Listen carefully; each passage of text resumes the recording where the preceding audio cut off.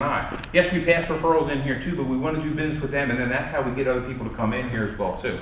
Now, back to the property manager is the top one. Who else do we need? A plumber. I'm just going to go with 3.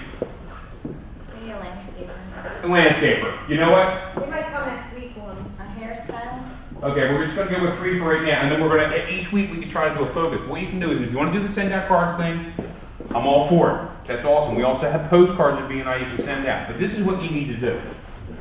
You need to come up with, and everybody, and somebody needs to be the coordinator on this too. They're like doing little mini visitors days.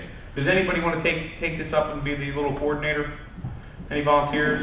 What do you mean coordinator? All you're going to do is coordinate to make sure that we get some names of people that we can invite and the cards go out. And you'll be the point of contact for them to send information to. Which means, this is what it is. I've already started that. Okay. So you want to be the point of contact on it? It's not that much extra work. Okay, what we want you to do is email him this week, everyone. Email him 1 name of a property manager, 1 name of a plumber, 1 name of a landscaper. And addresses, please. Yeah. Name, address, phone number. They need all 3. Okay? You leave that to, and don't worry about asking your friend or whatever too. If he gets a couple that are saying that's fine, he can just put them aside, and then we can send out the cards. So if everybody there's 20 members, if everybody sends it to me, there's a couple overlap, but he could send out, and try to focus, you could do some research if you wanted to try to focus, maybe send 5 invitations, this one, and this one, to come to the next meeting. Because if you have 5 plumbers in the room, and you do B&I, chances are 5 people are going to put in applications. You're going to fill that spot every time.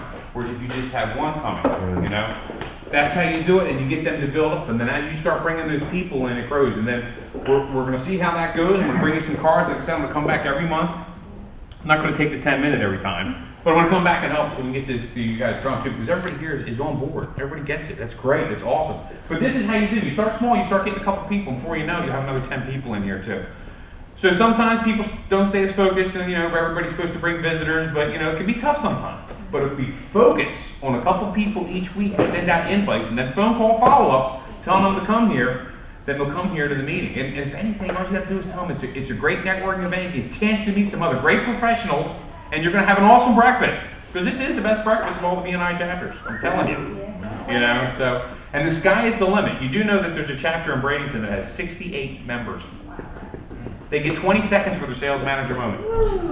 When are we aiming to invite these people? Just in general, next week, 2 weeks? What I would do is try to focus on trying to get them here, like maybe if it's in the next 2 weeks, but try it for next week. Send out a couple to some plumbers, get them here next week. Or ask for plumbers and landscapers to come next week, and then the next week maybe a couple of different financial people. That's why I wanted to have 1 person kind of coordinate it, work with the leadership team. And if Ruth is on board, send out cards isn't that expensive to send out cards.